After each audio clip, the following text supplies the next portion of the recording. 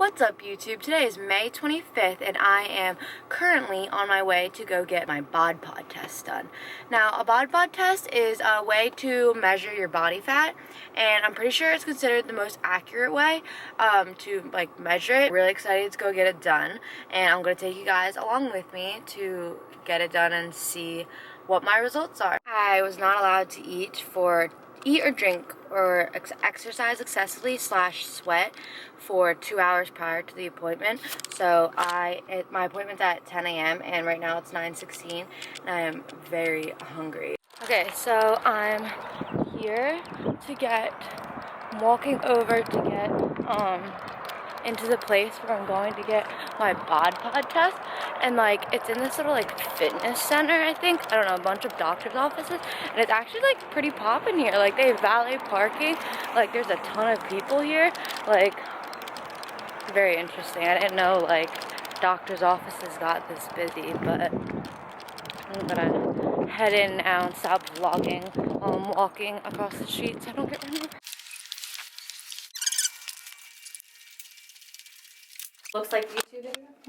Oh, yeah. I want to verify, I already went ahead, ran through the quality control settings, put a little information in the computer system about you, so I just wanted to verify this with you. First name Tara, T-A-R-A.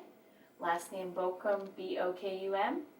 Date of birth 10/11/94. Yes. Okay, how tall are you, Tara? I think I'm 5'1". Okay, so in between every test subject, you have to run 2 separate calibration tests. So I'm going to go ahead and start the first calibration test now. So what I'm going to do, like I said, I'm going to start the first calibration test now. During the second calibration test is when we'll actually get a weight measurement, and then we'll go into the testing process. Okay. Okay. So I'm going to go ahead and do this first. And you have sports bra on underneath there. Wonderful. So you can get down into that. If you have jewelry, anything like that, it does need to come off. Hair up. Sometimes it's a little bit easier, only because I am going to ask you to put this lovely little scrub cap on. Yeah, it's really dependent on the individual. Like me, my hair is so thin, it just goes right on up. And so you said you never done anything like this before? No. Okay. The nice thing about this is to eliminate any excess room for error. They basically force you to complete the previous step before continuing on. So the testing process stays the same for every individual.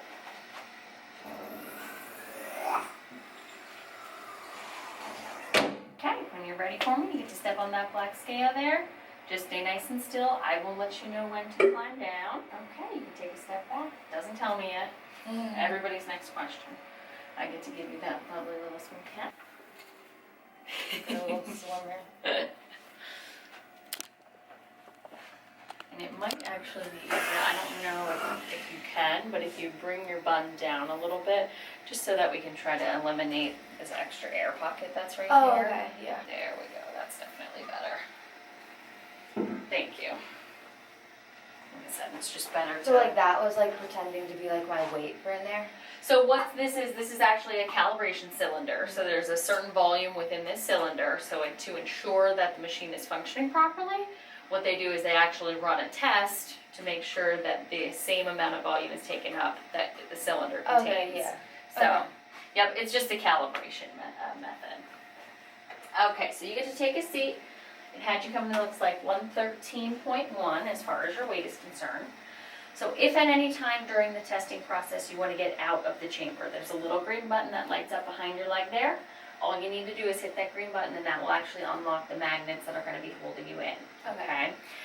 2 biggest things to remember while you're inside the chambers. You want to stay nice and still, and you also want to continue to breathe normally. So obviously if you're going like this, machine's going to think you're bigger than you really are. Same thing, coughing, sneezing, holding your breath, things like that are definitely going to skew the results, okay? So nice and still and continuing to breathe normally. What I usually tell people is if you lay your head back, close your eyes, go to that happy place for a couple seconds, it's absolutely fine to do, okay? As far as the testing process is concerned, I'm going to close the chamber door. We'll start test number 1. It'll run for about 40 seconds. As soon as that first test is done, I'm going to open up the chamber door, check on you, make sure we're doing all right. As long as we're good, we'll go right into test number 2. It'll be the same thing, about another 40 seconds. Okay. If for some reason there's some type of discrepancy between test 1 and test 2, they'll automatically force a 3rd test just to make sure everything's as accurate as possible. Okay. Reason for discrepancy may be change in movement, change in breathing. There is no airflow within the room. Unfortunately, there's no way to block the draft from under the door, so if there's doors closing in the hallway, that does throw a factor in there as well. Okay. Okay. Hands are going to be flat on your thighs during the entire testing process. You have any questions before we get started? Nope. Okay. Are you recording now? Yeah. Okay. Okay, so we'll go right into test number Okay. 1, nice and still, but continuing to breathe normally. And then what I'll do is open up the chamber door as soon as test number 1 is done. Okay. Okay, here we go.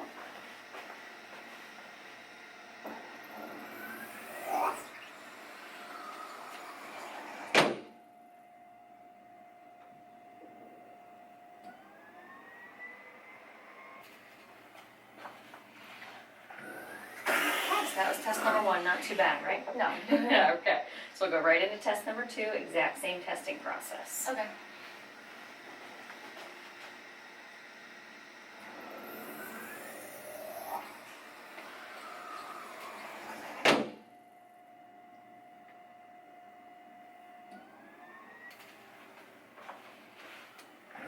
Okay, we are good with 2 tests, so you get to climb on out of there.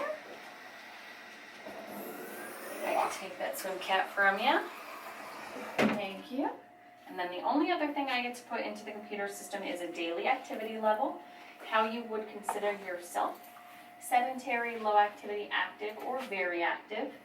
Very active, they consider like construction workers, firefighters, people that are active the majority of the day, the majority of the days of the week. Okay, and it does not change your results at all, but it is a mandatory field. I don't know, cause like I think I'm between like sedentary and low activity, cause like I go to the gym, but like you know what I mean? Okay, well, I'm going to put you as low activity. The nice thing is what they'll do is they will actually provide you with what's called total energy expenditure. So how many calories per day you're burning essentially at each of those daily activity levels. And that's based off of your resting metabolic rate. So how many calories you're burning essentially living. Okay. So I'll go over that with you on your results here. So what is actually printing for you? First page is going to be your results information. Second page is just a little Q&A about the bod pod that I like to provide to everybody. And then third page is actually an informational sheet all about resting metabolic rate. So Okay. definitely good information to have. Okay, so as far as your results are concerned, subject information is the information that I put into the computer system, okay? Results are outlined over here on the right-hand side of the page. So what they do is they take your total body mass, which was that 113.1, okay? They break that down into both percentages and pounds of your total body mass. So you take your 2 percentage values, you get 100% body composition, whereas you take your 2 pound numeric values, you get your total body mass. So just keep in mind that fat-free mass is not only muscle, but also organs, water, skin, bone, anything else in your body that they do not consider fat mass. Okay. Life Measurements Incorporated, it's the company that manufactures the software for the bod pod. They put you in a category based on your age and gender, so they actually put you right here in this ultra lean category. Okay. Then down here at the bottom is they actually give you your estimated resting metabolic rate. So this 1138 is how many calories you're burning essentially living. So performing daily functions such as your heart beating and breathing. And then they break that down into total energy expenditure at each of these daily activity levels. So living a low active lifestyle, you're actually burning this 1730 per day. Okay. Now, if you feel like you're somewhere in between these two, obviously then your total energy expenditure would be between these two values. So, would this be like kind of like my maintenance calories, where this is what I need to eat to live, and then these are like when you add in like activity of like moving and stuff? Correct. Kind of? So this is how many calories you're burning just living. Yeah. So you Like, need this yeah. many Yeah. to survive. Okay. Okay. And then as far as what you're burning per day, so if you're living what they consider a low active lifestyle, and the nice thing is on this last page here, they'll give you actually a description of that. So light exercise or leisure activities per day. Okay. So what they do is they take these values for each of these daily activity levels, multiply them by your RMR in order to give you your total energy expenditure. Okay. Second page, like I said, just a little Q&A about the bod pod, all information you can find online as well. And then the third page is all about resting metabolic rate. Okay. Can I go? Okay, so this is my body fat percentage, and then this, the percent fat-free mass, that's my like lean muscle and my like organs and Bone, like organs, water, Okay. skin. Yep, anything else in your body that's not considered fat mass. Correct. Okay, so then like that would be like 18 pounds of me is fat, and then 94 point whatever is like all of that. Correct. Do you know how much percentage like of the fat-free mass is like normally like organs and blood or whatever? I don't know. Okay. It's probably different because of your size. Obviously, you're a little bit shorter, so that definitely is going to be different for you. So I would say that, you know, the majority of this is probably muscle mass, especially because you don't have a whole lot of area to encompass other items. Okay, because I just didn't know if like organs and like the blood and bones like weighed a lot of like the like is it like over 50% kind of thing? I'm sure that it is when you take it into consideration. I'm sure that it is, but like I said, I don't know for sure as far as if there's a certain percentage for different body types or for males versus females. I'm sure there is. Okay. So I just got done the bod pod test, and I was actually really surprised with how lean I was. I'm actually really satisfied with how like the testing went. Like I'm pretty sure it didn't even take, I recorded the entire thing, but I'll probably cut stuff out by the time you see this. But the entire clip that I filmed from when I was like halfway walking up to the test and when I was in the test and like finished was like 10 and a half minutes, and I cut a little bit out, or I didn't record when we were fully going over my results. Like I recorded most of going over the results, but not like all of it. I really like how it tells you not only like your body fat and how much your lean mass is, but why am I out of breath? I can do 30 minutes on a Stairmaster, but I can't walk to my freaking car. I'm 21 and I'm 5'1", 113.18 pounds. She said most of that is probably lean muscle, which I'm really happy about. And actually the bod pod body fat rating table, I'm considered ultra lean, which means the explanation is fat levels often found in elite athletes. So woo, I'm an elite athlete. That's in the 15 to 18% of body fat, and so my body fat is 16.7. So I actually like kind of like just made it into, you know, that category. And the risky, which low body fat, is less than 15%. That's what bodybuilders and competitors would be at for stage lean. 1,138 calories just to live, and that's not like to live, like that should be like my lowest calories. Like that's how much my body physically needs to function and to just work on its own. And then at a sedentary, which means with like not like basically sitting all day and living still, and like, you know, sometimes like getting up to go to the bathroom, just basic stuff. I think someone's waiting for my parking spot. But for a sedentary daily activity level, which actually I can read to you guys, their definition of sedentary is mostly seated or standing daily living activities, no exercise, and nothing but leisurely activities. I would need 1,411 calories, and this just goes to show that MyFitnessPal does not have, you know, correct calories, because it said for me to live, like my maintenance was like 1,340, which is obviously not right because the sedentary calories are much higher than that. But if I have low activity, which is light exercise and leisure activities, which is like walking 50 minutes per day at 3 miles per hour, or golfing 40 minutes per day, 1,730 calories, which is actually a lot more than I think I've ever tracked. My highest tracking I think was like 15 something. And then for an active, which is considered moderate exercise and leisure activities, cycling moderately 75 minutes per day, playing tennis for 90 minutes per day.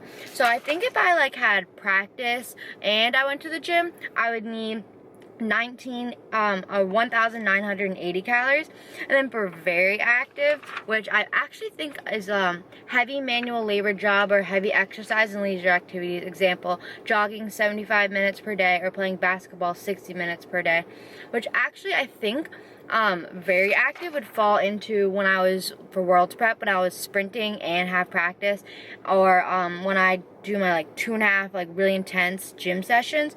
I would need 2,356 calories, which actually is a lot more. So that just goes to show that, you know, you need to eat more calories than you think as a girl, and that you need more, like the more calories needs to fuel your body, and it's not just for you need to eat to like live, and it's not just, oh, eat a little bit more, like that, you know, you need to eat a lot more just to live. And that you know, calculators online and MyFitnessPal is so off, and I didn't know that MyFitnessPal was off when I did track macros. You know, I did think that, you know, I needed to have a lot less, and it's a really refreshing / it's really educating for me to have this done and see that, like, you know, I am healthy. I am ultra lean, which means I don't have a lot of body fat, which, you know, isn't like the main purpose of like what I want, but you know, I'm really happy. So it is important to be healthy on the inside and the outside, and I did have blood tests taken, I think in January or February, actually might have even been March, but I was testing to see if I was anemic again, which I'm not, and all my blood, and I did a full panel just because, you know, I hadn't done in a while. I had my blood tested, I think I had like cholesterol, I just had a bunch done that my doctor did. She literally did, she called it a full panel, and she did a full panel, and I was really happy, because, you know, she was like, okay, yeah, like, you come back completely healthy, like, all levels are good. And I was actually really concerned with my cholesterol because I really like salt, and I was afraid that, like, my cholesterol was gonna be bad, but it's actually really good. I hope you guys enjoyed this, and you know, health is so important to live a longer, like, more fulfilling life. Google, you know, bod pod testing and look to see, you know, if you can get it done, and if you can, I highly recommend it, because I think it's good to get this done at least once in your life, because health is very important to live a life and to be around those people that you care about and to be there longer for them. So I hope you guys enjoyed this video, and leave any requests down below, or if you have any questions about, you know, the results that I told you about or doing it yourself, leave them below, and like and subscribe if you haven't already, and I'll see you in my next vlog. Bye guys!